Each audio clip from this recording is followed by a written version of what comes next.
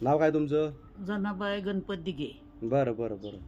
आता काय त्रास होता सांगा थोडक्यामध्ये, व्यवस्थित सांगा. कमरत त्रास होता, इथं ठणक लागला होता, हां इथं गाठ आली होती. हां.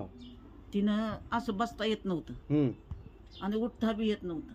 हम्म. आंघोळ कराय बी दम निघत नव्हता, जेवाय बी दम निघत नव्हता, काहीच नव्हतं. बरं आता 4 दिवस झालं इथं वाईट चालायला लागलं इकडं तिकडं, आणि वाईट ठणूक कमी पडली.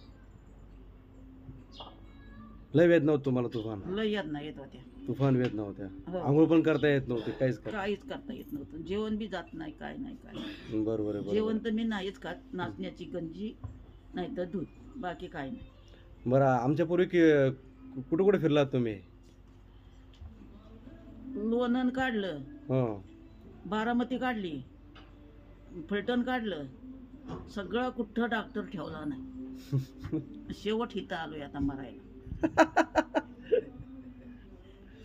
इथं गेलं असतील 10 लाख रुपये गेले असतील तरी फरक नाही, तरी तर फरक नाही. हा, असं जर आमचा 4थाच दिवस यांना आज.